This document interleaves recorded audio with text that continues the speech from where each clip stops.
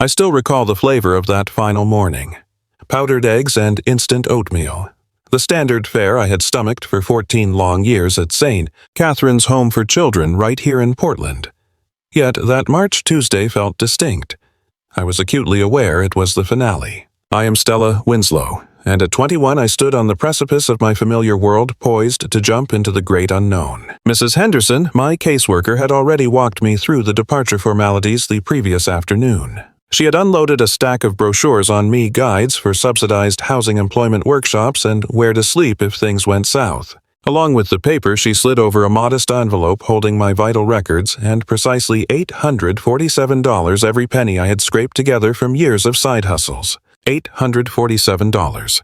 That was the grand total of my existence. Stuffing my worldly goods into a backpack and a pair of duffels took almost no time at all. Institutional life teaches you to travel light. Possessions have a nasty habit of vanishing or walking away. Or they get abandoned during those midnight transfers to a new foster house. I possessed a modest wardrobe, a handful of paperbacks, and a snapshot of my mom so battered by time her face was nearly a ghost. Plus, a tiny timber chest from a previous placement guarding a withered bloom, a button, and a wisp of hair. Maybe hers, maybe mine from infancy. Truthfully, I had no clue and not a soul remained to clarify. Karen Winslow. The woman who gave me life passed when I was 7. The adults said it was cancer. I could not grasp the diagnosis back then. I only recall her presence humming over the stove, her melody warming our cramped flat like morning rays. Then came the silence. Strangers arrived and whisked me off to a facility overflowing with kids and starving for affection. They hunted for kin, as is protocol, but came up empty. At least that was the official story. Mom had been a solitary figure, a fate I inherited. 14 years. 14 years of bunks and mess hall slop. 14 years navigating social workers and hearings, always haunted by the sense that I was merely passing through. Never belonging, just a logistical issue to handle rather than a human to cherish. And then I hit the expiration date. Aging out, the bureaucratic term for turning 21 and becoming useless to the state. You spoil like old dairy void, like a dead voucher discarded like a temporary fix. I lingered by the entrance of St. Catherine's, luggage grounded, observing the commuter rush. I had booked a downtown hostel bunk for exactly 2 weeks. Beyond that fortnight, a total blank. Perhaps employment, maybe a rental. Or perhaps I would join the ranks of former wards sleeping on pavement. The data certainly did not paint a rosy picture. I was aware that 20% of us hit the streets immediately, and a measly 3% ever grab a degree. My probability of success was microscopic. Yet I refused to fold. That was the moment he caught my eye, a senior fellow, likely pushing 70, loitering by the transit shelter opposite me. Clad in denim and flannel, he had the weathered skin of a man who lived under the open sky. His gray locks were receding, and he clutched a yellow document pouch. He studied me. It was not menacing, really. Rather, he seemed to be anticipating a specific moment, as if he had been standing there for an eternity. Once our gazes locked, he advanced. You do not survive state care without honing a sharp sense of skepticism. Everything is slipping away. The harvest is dead, and the lenders cut us off. It seems dire, I admit, but we intend to rescue the property, toward unknown figures who pay you too much mind. My fingers clamped down on my luggage strap, body tensing, prepared to bolt. "Pardon me," he hailed, closing the gap. "Would you be Stella Winslow?" Hearing my identity spoken aloud froze me. "Depends on who wants to know," I shot back, maintaining a steady, guarded tone. He halted, keeping a polite buffer, apparently grasping my wariness. I noted the gentleness in his gaze. Melancholy eyes, the sort that have borne heavy loads for ages. "I am Howard Brennan," he introduced himself. "I knew your mother many years back. I have spent years hunting for you, but the bureaucracy walls off children in state custody, bringing her up through me. My recollections of her were scarce mere shards of the past, a trace of flowery heated scent, the ripple of her laughter reminiscent of chimes in a warm gust, the melody she would hum over the stove tunes where the lyrics had long since faded from my mind. She passed so early that I often questioned if these were genuine memories or just mental constructs built from others' tales. "What is your business with me?" I inquired, my guard up, but my interest piqued. Howard Brennan dipped into his coat and retrieved the yellow packet. "Your mom and I. We were tight once upon a time. You were the only thing she talked about, the life she was desperate to build for you.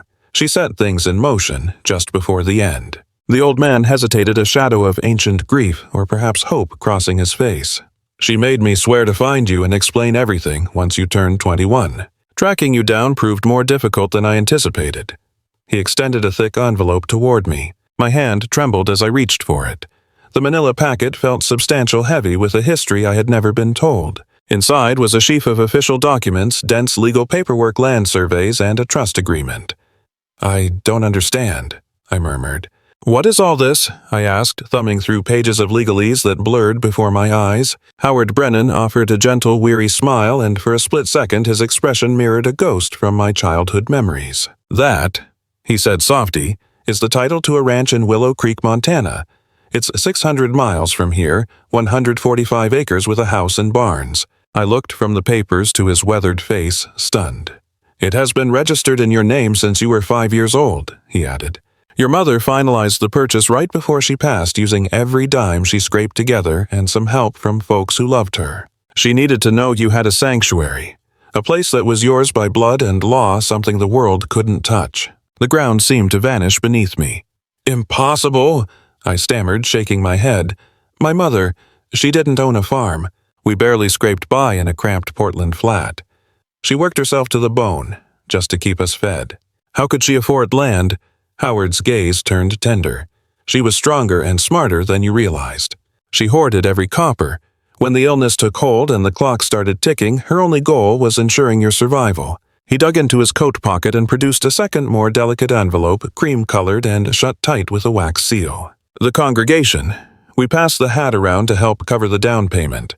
The place was a fixer-upper, so the price was right. But make no mistake, she paid off every cent before she died. She even arranged a fund to handle the property taxes until your 21st birthday." He pressed the letter into my palm. "It's all yours now, free and clear." I stared at the stationery. The script spelling my name was unfamiliar, yet it stirred a deep instinctual memory. The ink wavered on the page, the strokes of a hand fighting against weakness and exhaustion. "That's her final message to you," Howard murmured. "She entrusted me to deliver it once you were found. 14 years I've kept that safe." I stood frozen on the pavement near St. Catherine's, clutching a legacy of dirt and ink from a woman I barely knew. For the first time since I was 7, the hollow space in my chest began to fill. Perhaps the solitude wasn't absolute. Howard offered to drive me there himself. The journey from Portland to Willow Creek was a 10-hour trek. Howard mentioned he'd made the trip faithfully over the years, acting as a caretaker for the empty homestead. I said yes. Truthfully, I had no other destination. This almanac recommends organic compost for the soil. We have to keep trying. I've exhausted every page of that manual. The earth is just spent. Mostly, I needed visual proof before I could accept it as truth. We pulled into a roadside diner, and Howard wouldn't let me pay for my meal. Between bites of hamburger and sips of black coffee, he painted a picture of my mother using colors I'd never seen. He spoke of her wit and grit, how she waited tables by sunlight and scrubbed floors by moonlight. He recalled her incessant planning for my life. "She fought the illness for nearly a year," Howard said, cradling his mug in rough, work-worn hands. "It was cancer. She refused to stop working until her body gave out, desperate to stack every dollar. By the time she admitted the severity, the church group stepped in." His gaze drifted to the highway traffic outside, lost in the past. "We pooled our funds. She found this plot for a song because it was run down. But Stella, she was radiant with hope. She imagined you running free, raising livestock, planting gardens. She wanted to give you the earth and sky she couldn't afford in the city." A storm of conflicting emotions brewed in my chest as I listened. Sorrow for her absence, rage at the unfairness of her death, and a profound gratitude for her foresight. "Why keep it a secret?" I asked. "I was 7. I wasn't a baby." Howard stared into his dark brew. "She attempted to near the end, but the pain made it hard and you were just a child. She didn't want to burden your small shoulders with the weight of it. She swore me to secrecy until you were mature enough to handle the legacy." 14 years. I whispered, the realization settling in. I spent 14 years convinced I was discardable while all along this soil was waiting for me. The legal trust was structured with a precise trigger. It would only transfer to your name on your 21st birthday. "Not a moment sooner," Howard clarified gently. "Your mother was terrified that if the state discovered the assets, they would liquidate them to cover your foster care costs. She needed a guarantee that this legacy would remain pristine, waiting until you were strong enough to claim it yourself." He exhaled the weight of the past in his voice. And honestly, tracking you down was a labyrinth in itself. The system seals child records tight for safety. I hit brick walls for years before I finally brought in a specialist to navigate the bureaucracy. So that explains the silence. For such a long time, I operated under the conviction that I had no one and nothing in this world. I thought my mother had left me with only fragments of memories that dissolved a little more with every sunrise. But I was wrong. Her final days were consumed with building a lifeline for me, ensuring I'd have bedrock beneath my feet when I faced the world alone. The envelope in my coat felt heavy like a live coal pressing against my side. I couldn't bring myself to open it there. The diner was too loud, too full of indifference and strangers. I needed sanctuary, a place that felt like it belonged to me. "Take me to the property," I told him. "I need to stand on that soil before I read her words." Howard nodded as if he had anticipated this request. "Let's ride. But before we arrive, I have a question for you. Have you ever been handed a truth that completely rewrote your personal history? A revelation that made you doubt every memory you held dear? Share your story in the comments below. And if you want to see what awaits Stella at the homestead, smash that subscribe button. You won't believe where this journey goes. Now, let's return to the moment Stella finally laid eyes on her birthright. We steered the car east, putting Portland in the rear view as the concrete slowly gave way to the quiet earth of the country. The neighborhoods breathed out into farmland, widening mile by mile until we were held in the vast open embrace of the Mountain West. It was a 10-hour haul broken only by fuel stops and quick bites. Howard used the miles to brief me on the territory. Willow Creek is a speck on the Montana map, barely 3,000 souls tucked against the foothills of the Rockies. Civilization is a distant concept here. It's remote, Howard cautioned. This life isn't for everyone. It breaks people who are addicted to the city rhythm. There are no shopping centers, no fine dining, no nightlife. Even the nearest doctor is a 60-minute drive. It's a fishbowl town where everyone watches everyone. Honestly, though, Portland never felt like home to me anyway. Growing up in the system at St. Catharines, we existed in our own isolated bubble regardless of the city outside. The promise of silence and space appealed to me far more than struggling in an urban jungle with less than $1,000 to my name. Twilight was settling as we crossed the town line. The main drag looked like a film set from a bygone era. A feed depot with sacks piled high stood next to a hardware shop with hand-lettered windows. A diner lined with dusty pickup trucks sat across from a white steeple, piercing the gloom. A mercantile store looked like it had stood guard since the pioneers first arrived. Howard narrated the tour. "That's Pritchard's General. Ma'am Pritchard runs a tight ship. She remembers your people. Sawyer's has the best pie in 3 counties.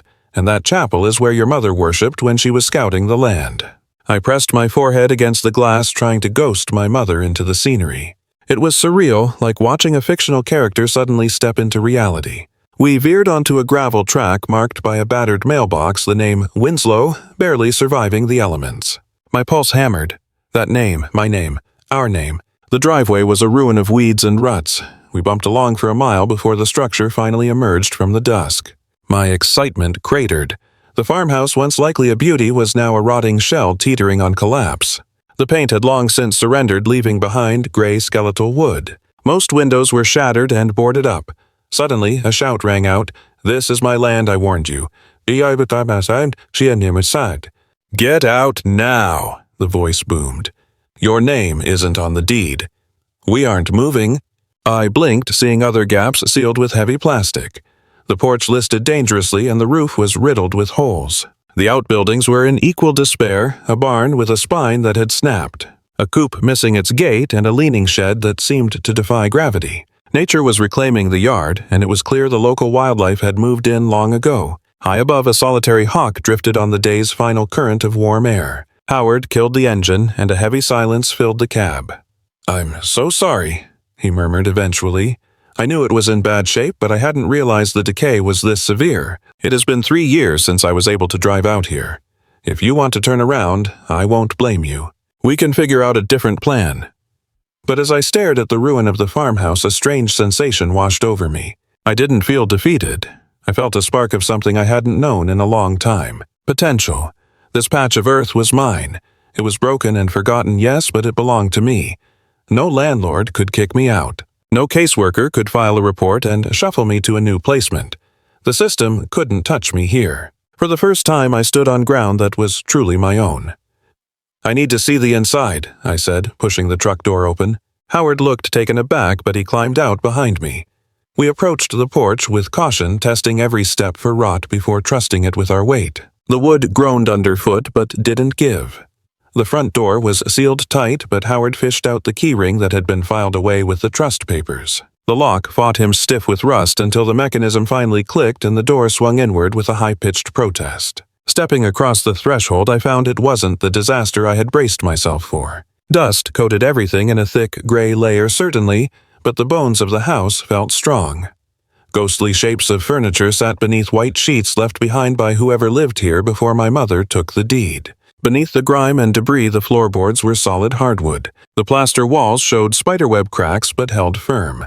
The kitchen hosted appliances from another era and cabinets that had seen better decades, but the workspace was usable. A massive cast-iron stove anchored the corner, the old-fashioned wood-burning kind, capable of warming the entire ground floor, complete with ornate legs and a flat top for cooking. The second floor held 3 bedrooms and a single bath. One room had lost a window pane to the elements, inviting in the rain and birds, but the rest of the floor had weathered the years surprisingly well. In the master bedroom, I discovered an iron bed frame.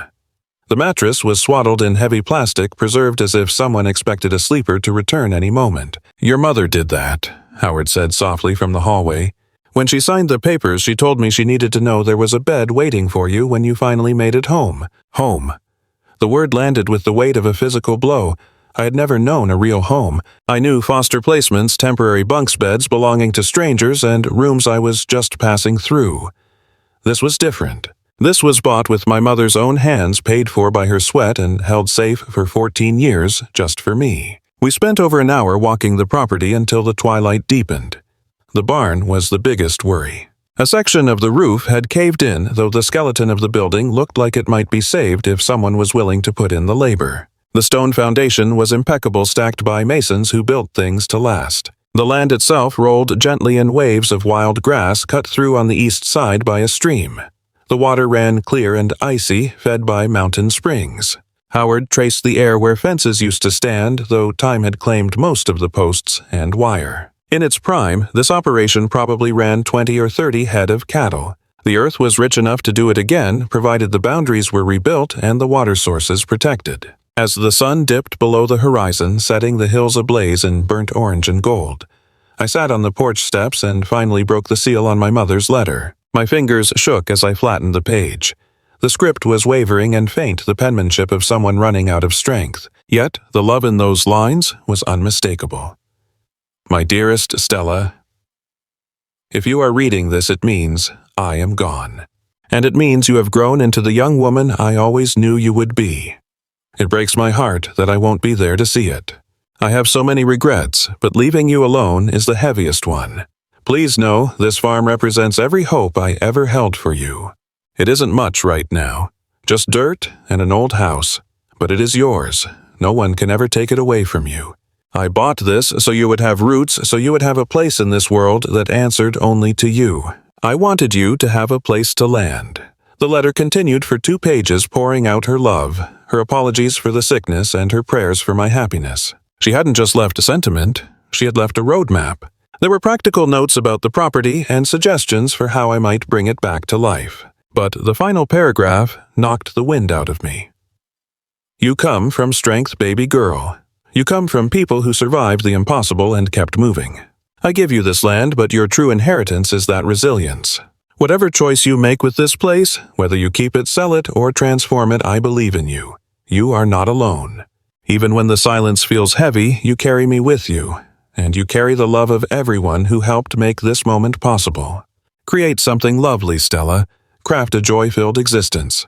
Yours with eternal affection. Mom."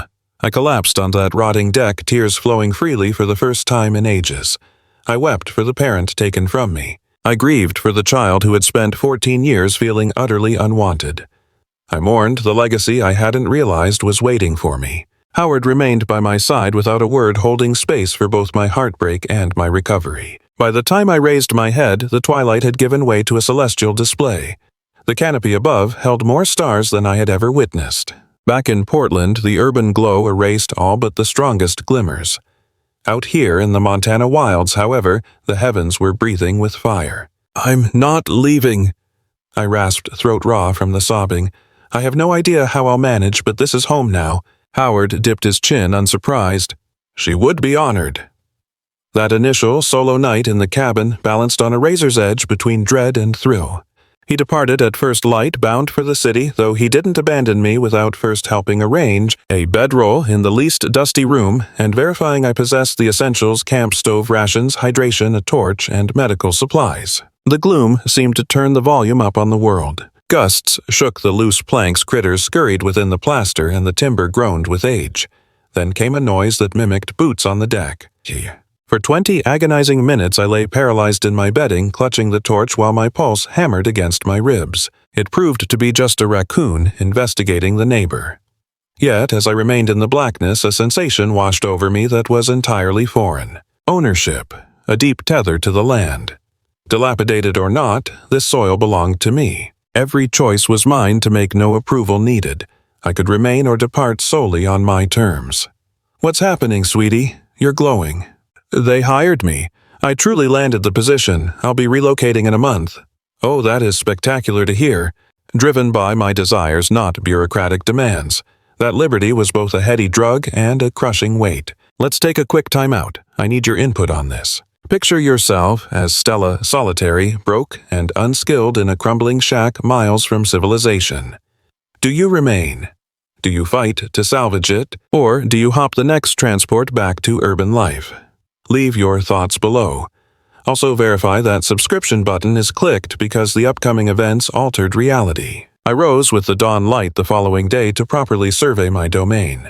Under the sun's gaze, features hidden by the previous dusk became clear. Past the outbuilding lay the skeleton of a kitchen patch choked by wild growth, yet stubborn herbs fought for life amidst the chaos. Rosemary, lavender, and mint had conquered nearly half of the bed. This plot was sown with affection, a legacy refusing to perish. The stream I'd spotted was a permanent fixture, the deed claiming it was mountain spring-fed. It ran frigid and transparent against my skin, tasting pure when I raised a palmful to drink. Clusters of aspen and pine dotted the landscape, offering a ready source of winter fuel. To the north, the terrain sloped upward, unveiling a panorama of vast empty plains. When the haze lifted, distant peaks crowned in white were visible on the horizon. Every step shifted my perspective from the current decay to future possibility. By midday, I hiked the mile to the village for provisions.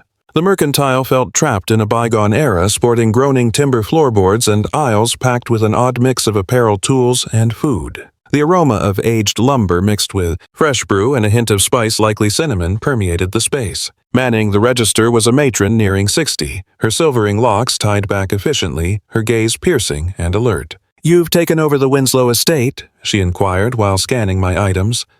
Her awareness caught me off guard, but Howard had warned me that privacy was scarce here. "That's right, Stella Winslow." Her brow arched as she visibly adjusted her opinion of me. "Karen's girl. Well, isn't that something? Name's Nadine Pritchard. Crossed paths with your mom when she was scouting the land prior to purchase." She reached over the counter. Kind soul, tenacious too, spoke endlessly about restoring the house for her daughter. I grasped her hand, comforted by the stranger's memory of my parent. "Community is tight here," Nadine went on. "We watch out for our own.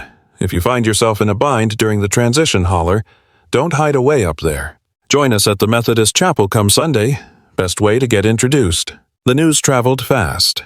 Before 7 days had passed, locals began appearing at my doorstep. Garrett Holloway, the cattleman next door, swung by to drop off a crate of fresh produce. The man had weathered into his 70s, his face a landscape of deep lines that softened into crow's feet whenever a smile touched his lips. Thomas Winslow. Now, there was a solid soul, he mused, taking a slow sip of well water on the veranda. "Your granddad saved my hide back in the day when I was green and didn't have 2 nickels to rub together. It broke my heart to see him go, and it stung even worse when your grandma had to let the property go to outsiders. Seeing you here, though, it feels right, like the circle is finally closed." I froze the glass halfway to my mouth. "Wait, my grandfather. You're saying this land was his?" Garrett's brow furrowed, genuine surprise washing over him. "You honestly have no idea. Do you? This dirt has been Winslow territory for 3 generations, at least until hard times forced the sale. Your mama, bless her, she scraped together every penny to buy it back at the county auction about 16 years back. I assumed she told you. She hadn't. I was completely in the dark. This wasn't just some random derelict house my mother had stumbled upon. This was heritage. Soil that had been turned by my grandfather and his father before him. It was a legacy of sweat and blood. It was where I came from. As the weeks bled into one another, I found a rhythm in the solitude. Dawn meant a quick, sparse meal before tackling the triage list. I prioritized the critical wounds, clearing the rot, wrestling back the overgrowth, and sealing up the shattered glass properly. Scavenging through the slumped remains of the workshop, I unearthed a cache of forgotten instruments. Saws, wrenches, and hammers oxidized and grim, yet still eager to work. Relics abandoned by the intermediate owners before my mother reclaimed the deed. The hickory handles were polished to a shine by decades of grip and toil. Hands that likely shared my own DNA. Every twilight I made the trek into town, relying on the public library's connection to educate myself on survival. I needed a crash course in everything. Plumbing basics, structural integrity, which seeds could survive a Montana freeze, and the gritty reality of keeping animals alive. Agnes, the soft-spoken keeper of the books, began curating a stack for me without being asked. She pulled manuals on self-sufficiency and stories of grit from the American frontier. She wasn't one for small talk, but her quiet gestures felt like a warm blanket. Garrett became a fixture in my new life, his truck rumbling up the drive every few days to inspect my handiwork and offer course corrections. He tutored me on the unglamorous essentials, keeping the pump running, ensuring the waste system wasn't shot, and reading the terrain to find hydration and fertile ground. "You've got a knack for this," he remarked one afternoon as we traced the boundary markers. "You absorb things. Most folks your age just want to be heard, but you listen." His wife Eleanor began sending care packages, heavy casseroles, warm loaves, and mason jars filled with summer harvest. Tucked inside one basket was a folded piece of stationery. "Welcome home, Stella. Your grandmother is looking down on you with so much joy." It was 4 weeks in when I stumbled upon the secret that shifted my entire center of gravity. I was tearing up the water-rotted linoleum in the galley. Stripping away the synthetic peel revealed the subfloor, but something was off. The pattern broke. The timber grain didn't align with the surrounding planks, and a hairline fissure ran along the perimeter. Gently leveraging this wood, I exposed a hollow cavity beneath a secret cache measuring roughly 2 feet by 2 feet and maybe 8 inches deep. Nestled in the dark was a box of polished black walnut, the name Karen, etched lovingly into the lid. Tremors ran through my fingers as I hoisted it out. It was a time capsule. The first thing I touched was a bound notebook dense with my mother's familiar script. The entries spanned her entire journey with me, from the first flutter in her womb to the final shaky scrawls weeks before she passed. Then came the images, a cascade of snapshots freezing time. There was my mother, gap-toothed and beaming, standing beside a mare in the very yard I was currently renovating. Another showed a teenage girl lost in a novel, curled up on the porch steps where I now drank my coffee. There she was, heavy with life, me, cradling her stomach and smiling before the weathering barn. And one of her clutching an infant exhaustion etched under her eyes, but her face luminous with love. I saw faces I'd never known but instinctively recognized. A woman with a steel spine and my mother's gaze. A towering man, sun-beaten and strong, leaning against a tractor. Strangers who were part of me, my blood, my people. Beneath the photos lay a stack of unsent correspondence. Missives addressed to me chronicling the mundane and the terrifying. She wrote to me when she was too frail to leave the hospital when the system kept us apart. Dozens of envelopes bound together by a ribbon that had long since lost its color. Resting at the very bottom was a weightier packet distinct from the rest. It was secured with crimson wax stamped with the image of an oak. Her handwriting on the front was clear and commanding. "Only open when you truly need this." I left the seal unbroken. My gut told me the moment hadn't arrived yet. Instead, I lost myself in her diary, letting the hours dissolve into darkness while I wept, laughed, and pieced my heart back together. Her ink gave me the mother I had missed. I learned she was the solitary child of Thomas and Margaret Winslow, raised on this very soil. Her early years were golden, filled with wild sprints through the pasture grass. She mastered the domestic and the feral, tending livestock, baking bread, mending clothes. But the idol shattered when she was 17. Her father's heart gave out, and her mother couldn't hold the legacy together alone. Losing the property wasn't a choice. It was a surrender to survival. The loss devastated my grandmother, and she followed the land to the grave just 3 years later. Mom escaped to Portland, scraping by with diner shifts and night classes until she met a guy. Marriage wasn't in the cards, but I was. Her journals barely mention him, just a footnote saying he panicked at the thought of fatherhood leaving her to walk that path alone. She never wrote with anger, only quiet resignation. Then the sickness took hold. Reading the entries from her final year tore me apart. She chronicled the chemotherapy, the terror in the quiet hours, and the fragile threads of hope she clung to. She described watching me in the yard, trying to imprint my childhood on her memory because she knew she'd miss the rest of it. And always she returned to the farm. "I found it," reads the entry from March 15th, the year she passed. "The old Winslow homestead. The buyers let it sit empty all this time. It's back on the market.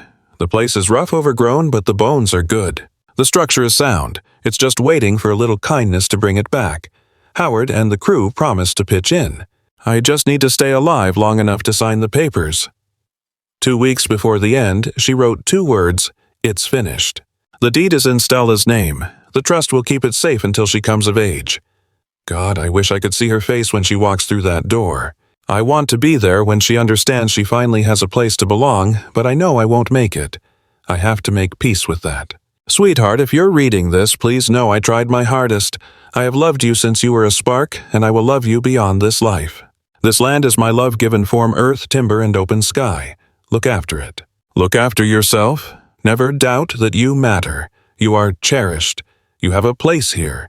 I shut the book and pressed it hard against my heart. For 14 years, I believed I was a mistake. 14 years of feeling like excess inventory in a foster system that didn't care. I had it all wrong. Mom had been fighting for me the whole time. She spent her dying breaths building a sanctuary for me, leaving a legacy of love just waiting to be discovered. This part of the story always catches in my throat, that split second when Stella realizes she wasn't abandoned after all. Ever find something that flipped your entire history on its head? Maybe an old note, a faded picture, or a family secret revealed. Drop your stories below. I really want to hear them. Anyway, back to the farm and the storm that almost wiped it off the map. I'd been living on the property for about 8 weeks. By early May, the place was unrecognizable. Lush green grass replaced the mud speckled with spring blooms. Hillsides were blanketed in purple lupine paintbrush and balsam root. The stream was swollen with mountain runoff. The air buzzed with bird calls completely foreign to my city ears. I was finally making headway on the renovations. The roof wasn't leaking anymore for now, and I'd fixed the shattered glass in the windows. Scrubbing out the rooms revealed hidden gems, Nana's dishes, Grandpa's old gear, and hand-stitched blankets made by ancestors I never knew. Virgil Tate, a soft-spoken local pushing 70, started coming around to tackle the heavy lifting. He refused to take a dime. Said he owed my grandfather a debt from way back and intended to square it. Thomas Winslow was solid gold, Virgil muttered while we braced the porch beams. Straight shooter, best neighbor a man could ask for. You have the same look in your eyes. Then there was Jolene Ashby, a 24-year-old teacher from town. Raised on a ranch 20 miles out, she was my encyclopedia for country living. She was the first real friend I made in Willow Creek. I couldn't thank her enough for tolerating my ignorance. And of course Caleb Thornton, 26, works at the local garage. We met when the rusty pickup Howard sent me died on the shoulder. He hauled it home for me, got it running without charge, and then kept inventing excuses to drop by. Just checking the oil, he'd claim, or figured that fence needed mending. I hadn't quite figured him out. When you spend your whole life bracing for abandonment, a guy who actually wants to stick around feels dangerous. I didn't know the protocol. Still, I started watching the driveway for his truck. I liked his grin, his terrible humor, and the way his eyes lingered on me. For the first time, the future felt like a promise instead of a threat. Then Raymond arrived. Early June, a Tuesday. I was weeding the vegetable bed when a glossy black SUV crunched up the gravel. It was too clean, too pricey, totally alien to this dirt road. The driver stepped out. Late 40s, slicked back gray hair, wearing a suit that cost more than my entire life. He carried himself with the heavy, arrogant stride of a man who simply assumes the world will bend to his will. "I take it you're Stella," he called out, approaching with a grin that felt entirely practiced and devoid of warmth. "Name's Raymond Winslow. I'm your uncle." I rose from the dirt dusting off my palms and shook my head. "I don't have an uncle," I replied flatly. "I have 0 family left." "Ah, but that's where you're wrong." He opened his arms wide as if his mere presence was some grand donation to my life. "I'm your mother's big brother. Spent years trying to track you down." A distinct chill took root in my gut. My mind raced back to the shoebox of keepsakes Mom left behind. I had memorized every faded snapshot and scanned every page of her diary. She never wrote a single word about a sibling, not once. "If we're related," I asked, keeping my guard up, "where were you when she passed? Why did I lose 14 years to the foster system?" Raymond's polished expression faltered for a split second. "It's not that simple. There were legal hurdles, old feuds. I wasn't in a place to raise a kid back then. But I'm here now, and I want to help." He fished a crisp card from his jacket. "I'm in real estate development. Built quite a life for myself. When news reached me that my niece got the deed to this old homestead, I had to visit." He scanned the fields, and his expression shifted from familial to appraisal. There was a hunger in that look. "This isn't just dirt, Stella. It's a gold mine if you know what you're doing. I represent a firm looking to expand here. They're prepared to offer a fortune for 145 acres with active water rights. It isn't on the market." The refusal left my lips before I even processed the thought. Raymond's grin vanished instantly. "Listen, you're out of your depth. Farming burns through cash. It requires a lifetime of grit and know-how that you simply lack. Take the payout, start over somewhere with actual prospects." I squared my shoulders. "I said it's not for sale." His gaze hardened into something flinty. "I really hoped we could handle this like family, nice and civil. But if you plan on being stubborn, know that my legal team is already involved. Your mother's acquisition of this title, it has holes. That trust fund might not be as ironclad as you believe." My pulse hammered against my ribs, but I refused to let my voice shake. "Get off my land." "I'll be seeing you," Raymond replied, already turning on his heel toward his massive truck. "Weigh my offer carefully. It's generous, and consider the alternative, fighting me as a battle you can't afford. I have reach you can't even fathom." He sped off, kicking up a storm of gravel, leaving me rooted in the garden with trembling fingers. Later that night, I hiked over to Garrett's place to explain the intrusion. His expression turned into granite the moment I said the name. "Figured he'd surface eventually," Garrett muttered. "Your mom warned me about him right before the end. She knew. She knew he wouldn't let it go." Garrett sighed. "Raymond is her brother, sure, but they were dead to each other for ages. He badgered her for cash while she was dying. Wanted her to liquidate everything and give him half. She said no and cut the cord right there." "Why was I kept in the dark?" "Because she was protecting you. She worried that if you knew he existed, he'd twist that family bond to use you. He's been obsessed with this acreage since your grandmother lost it. He always believed this inheritance was stolen from him." I remembered the sealed envelope in the keepsake box, the one labeled, "Only for a true emergency." It felt like that emergency was arriving ahead of schedule. The following months turned into a slow, grinding siege. Raymond stayed away, but his influence suffocated me. First came a legal notice disputing the trust. Then a claim surfaced about outstanding liens against the homestead. Next, I got hit with a challenge regarding my access to the creek water. Every reply required a lawyer costing funds I didn't possess. I doubled my efforts, picking up every scrap of work I could find in the village. I hawked eggs and garden produce at the roadside. I watched Kids for Folks down in Willow Creek. I scrubbed floors mirroring the life my mother once led. But the math never added up. The town, however, quietly rallied around me. Garrett tried to cover my attorney bills, but my pride wouldn't let me take it. Nayen let me put groceries on a heavy tab. Caleb repaired my pickup repeatedly and refused to take a dime. Yet beneath the warmth of their charity, the walls were closing in. Raymond had an endless war chest. I was fighting with pocket change and borrowed time. Then the season turned. Winter in Montana is merciless. I'd heard the warnings. Locals had shared tales of the biting frost and the solitude, but hearing it is different from living it. The first blizzard struck in late November. The mercury plunged to 20 below. Snow blew horizontally riding winds that made the timbers of the house scream. I thought I was ready. The barn was stocked with logs, the pantry was full, and I had layers of wool. But I hadn't counted on the grid failing. The first 24 hours were manageable. I fed the wood stove relentlessly, keeping the chill at bay, reading by the flicker of a wick while the storm raged outside. By day 2, the wood stove betrayed me. Heavy snow had capped the chimney, forcing thick black smoke to billow back into the living room. I had no choice but to let the embers fade, then scramble up to the roof with a broom, slipping on the ice and nearly sliding off the edge twice just to clear the blockage. The temperature indoors plummeted. Come the third day, I had layered on every stitch of clothing I possessed, yet the chill still gnawed at my bones. Then the plumbing surrendered. The pipes seized up, cutting off my water, and no matter what I did, I couldn't generate enough heat to thaw them. My hands shook so violently that I couldn't even strike a match to restart the fire. By day 4, the shivering simply stopped. That was the moment I realized the gravity of my situation. Hypothermia had set in. I had passed the threshold where the body feels cold and entered the numbness before the end. My mind grew cloudy, my limbs heavy and sluggish.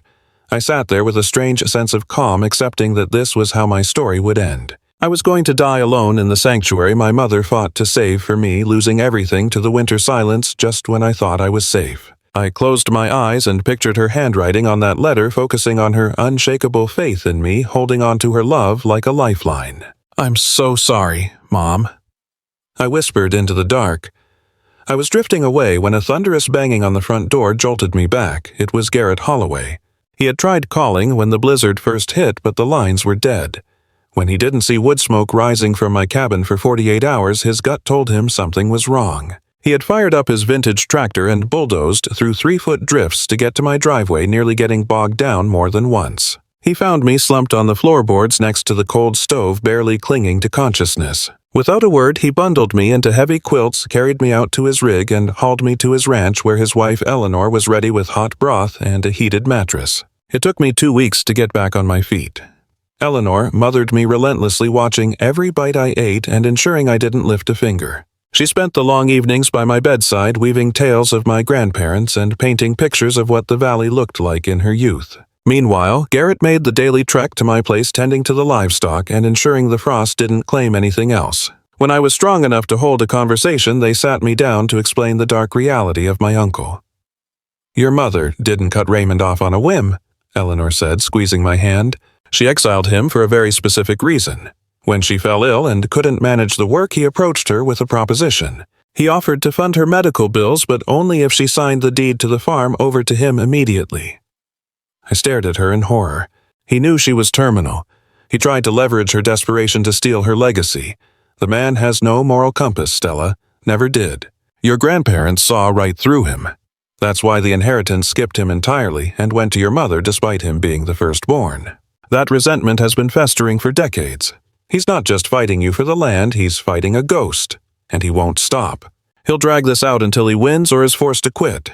Garrett leaned in, his expression serious. But listen closely, Stella.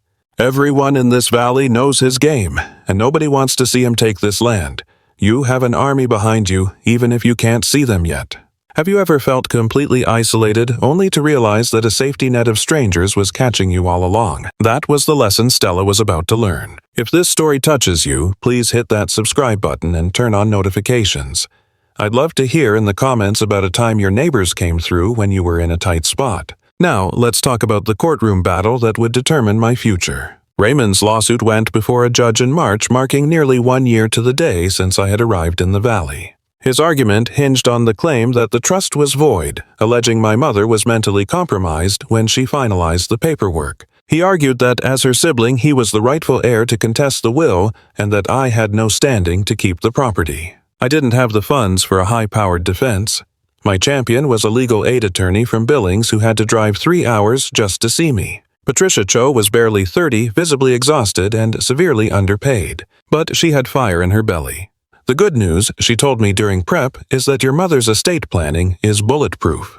Every document was filed, correctly witnessed, and notarized by the book. His case is flimsy at best. So why are we here? Because he has the bankroll to drag this out and he's betting you don't. He wants to bleed you dry until you walk away. It is a classic predation tactic. However, Raymond made a critical miscalculation. He underestimated the people of Willow Creek. When I walked into the courtroom that morning, every bench was full. Garrett and Eleanor sat directly behind me. But so did Nan from the market, Virgil Tate, Jolene, Caleb, and even Agnes the librarian. People I had exchanged only a few words with were beaming at me, offering silent solidarity. Half the town had turned out for me. Raymond arrived with his polished legal team and bespoke suit, convinced his wallet made him untouchable. but he had no concept of what community actually meant. The proceedings spanned 3 grueling days. Raymond's team went on the offensive, immediately painting a picture of my mother as confused and frail when she created the trust. They paraded expert witnesses to the stand to discuss how chemotherapy can fog the mind and impair judgment. Patricia countered by calling the witnesses who were actually in the room when Mom put pen to paper. Howard Brennan had made the long haul from Portland, intent on setting the record straight about my mother's sharp mind and steely resolve. She was entirely lucid, Howard stated, locking eyes with Raymond. She had a plan, and she was sticking to it. She was shielding her girl from the vultures. Then Patricia revealed her final hand. "Your Honor, we have one last piece of evidence." She produced a document, a final message Karen Winslow had tucked away for a rainy day. "Ms. Winslow discovered this recently," she explained. "She believes it is time for her mother's voice to be heard." I had finally broken the seal on that heavy envelope, the one with the ominous instruction to open only in dire straits.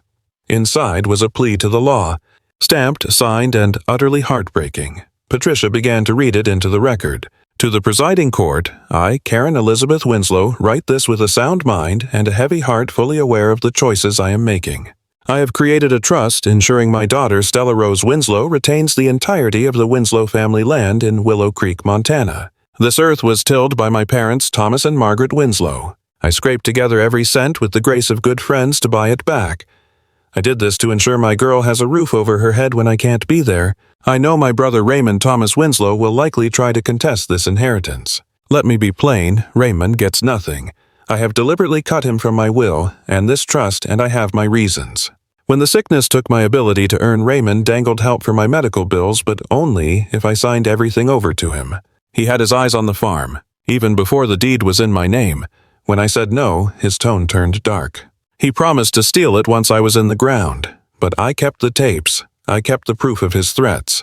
My attorney holds these recordings to be revealed only if this letter becomes necessary. My brother has lost his way. Driven by avarice, he holds no true love for my child.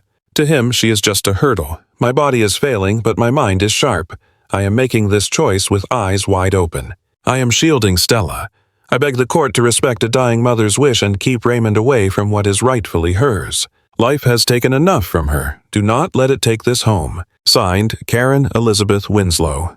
A hush fell over the room. I glanced at Raymond. He looked like a ghost. Then came the audio. Raymond's voice, cold and cruel, bullying his sick sister. There it was, his admission that he was just waiting for her heart to stop. The gavel came down before the sun set. The deed was mine. No more questions, no more doubts. The judge hit Raymond with the legal bills and a restraining order. Watching him walk out broken and bowed, I didn't feel the rush I expected. It wasn't victory. It was just a quiet, heavy sorrow. He was my kin, after all. My last tether to Mom, the only family remaining. Yet he never wanted a niece. He only wanted a payout. But I held riches he couldn't grasp, my mother's fierce love archived in paper and soil. I had a tribe that stood tall when I was small, friends who had become my real family. Raymond had his bank account and his bitterness, but he walked away solitary. I left flanked by Garrett and Caleb, wrapped in the warmth of good people. For once, I didn't feel like an outsider. The season that followed was one of mending fences, both literal and spiritual. Spring hit Willow Creek like a promise kept. The thaw turned the creek into a roaring ribbon, and the hillsides woke up in brilliant emerald. I poured my soul into the dirt. Weekends found Caleb and me tackling the old barn. We shored up the beams and patched the caved-in roof, all under Virgil's watchful, experienced eye. Garrett guided me through the cattle auction. We started modest 15 head. He passed down his wisdom, how to predict a storm by the wind, how to keep the herd alive when the mercury drops. I grew the garden, turning soil into cash crops for the market. More hens, more canning jars, preparing for the long cold. Amidst the sweat and soil, my heart found its footing. Caleb had been a rock. He knew my scars were deep, and the trust was a slow bloom for a girl with my past. He never crowded me. He simply remained steady as the mountains until I finally accepted he was here to stay. He asked the question on an October Sunday, right there on the porch, while the sun set the peaks on fire with gold and violet. "I know this isn't the fairy tale you imagined," he said, squeezing my hand as we looked at the dilapidated property. "Just a rundown shack miles from anywhere, and a mechanic who can't buy you a diamond." I looked him in the eye. "This is exactly the life I dreamed of," I whispered. "I just hadn't found it yet." We exchanged vows the following spring, standing in the same pews at the Methodist church where my mother once prayed. Garrett gave me away. Eleanor wept through the entire liturgy. It felt like the whole village packed into the barn for the reception, a structure Caleb and I had resurrected beam by beam with our own sweat. 3 years have drifted by since the gavel fell. The landscape has changed. The farmhouse wears a fresh coat of white, now trimmed in green, echoing the sepia snapshots from my grandparents' era. The porch is sturdy again, a sanctuary where we rock in the evenings and watch the light fade. The barn stands tall and whole. It shelters 15 head of cattle, a modest herd I am carefully nurturing. We also tend to 50 hens, a vegetable patch spanning nearly an acre, and 3 horses roaming the same grass my great-grandfather trod. 2 years back, I launched a learning initiative. Kids from the city come out to get dirt on their hands, to understand the soil, to feel the weight of labor. Many are foster children brought here through specific outreach efforts. I look them in the eye so they know they belong. I make sure they feel seen. I remind them that their chapter isn't finished. Caleb and I are awaiting our own little one in 4 months. A girl. We plan to call her Karen. I took a trip back to Portland last month. I hadn't stepped foot in St. Catharines since I aged out. The building felt smaller than my memory of it. The walls were grayer, but the children inside were the same as I had been. Waiting. Terrified. Convinced they were invisible. I established a scholarship for those aging out of the system. It is humble for now, but it is growing. Each year, I will help a few more young souls find a foothold. And I met a girl there named Maya. She is 7, the exact age I was when my mother passed. She views the world with that familiar exhaustion, guarding her heart behind wary eyes, harboring a fragile hope that she might be picked. She wouldn't even glance at me the first time. The second time, she asked why I bothered returning. By the 3rd visit, she shared a sketch of a cottage with a sprawling lawn. "That is my wish," she said softly. I have begun the paperwork to bring her home. Caleb and I are fixing up the room beside the nursery. There is a bed ready for her, just as my mother once prepared a bed for me. The love loops back around. I am standing on the ridge behind the house as I recount this to you. It is evening, and the sky is painting itself in that rare bruising of gold and rose you only see in Montana. The herd is bedding down. I can smell Caleb cooking supper from here. My eyes drift to the apple saplings I planted 2 years ago. They are still tender, but their roots are deep. Soon they will blossom. My daughter will climb those branches. Maya will harvest the fruit. My mother missed all of this. She passed away in a city hospital bed, sick with worry for the child she was leaving. She never knew if her gamble would pay off. She never knew if I would claim this land, if I would endure, if I would construct the peace she wanted for me. But I believe she knows. I believe she sees this sanctuary, sees the walls I raised on the stones she laid. I used to think I was solitary in this universe. I thought I was a burden, a problem to be managed until I was old enough to disappear. I was so mistaken. Every document, every saved dollar, every letter was proof. I was never abandoned. Not for a second. My mother spent her dying days building a bridge over the years. A bridge of soil and timber and affection. So I could cross it and find my way home. Now I pass that torch to Caleb, to our girls, to every lost child who steps onto this grass. That is her legacy. Not just the deed to a house, but the certainty that I am worth loving. That home is not just a structure. It is the souls who claim you and the ones you claim in return. I am no longer that frightened 21-year-old standing at the gate with 2 gym bags. I am a wife, a mother-to-be, a steward of the land, part of a village that would dig me out of the snow. I am home. Thank you for walking this path with me. If Stella's journey resonated with you, please subscribe. We share stories about second chances and finding light in the dark. I would love to hear your thoughts in the comments. What reflections did Stella's journey spark in you regarding kinship, finding your tribe, and the sheer grit of survival? Have you ever stumbled upon a sense of family where you least expected it? But here is the crucial part. If you are sitting there right now feeling completely isolated, like you are untethered from the world, please listen closely. The final chapter hasn't been written yet. The folks who will love you like their own could be waiting just to turn away. That sanctuary you ache for is out there, perhaps searching for you too. Hang in there, press on. Hold fast to that little spark of hope. There is a seat at a table with your name on it somewhere. Be gentle with your heart until we meet again. Never forget that you matter, you have value, and you have a place here. Now, some folks are born with a safety net, woven tight money, parents, security. Then there are the rest, the ones who begin the race with absolutely nothing in their pockets. No warm hearth to run back to. Nobody watching the door for them. No guarantee that the sun will rise on a better day. We aren't talking about fairy tales here, we are talking about cold, hard facts. It is the realization that some kids know hunger and cold not because they lack talent, but because the world stripped them bare before they even had a chance to grow. Yet the things stolen from you do not dictate your identity. The true measure of your character is found in the path you choose to walk despite the loss. When there is no safety rail, no cheering section, and no scapegoat. Standing there in the bitter chill, it is easy to believe the road has run out. But often, that emptiness is simply a fresh sheet of paper, granting you the freedom to draft a narrative entirely your own. It won't be flawless, and it certainly won't be simple, but it belongs to you alone. The core lesson here isn't some cliché about trying hard and winning big. It is that you have a fundamental right to exist and occupy space even when the world has overlooked you.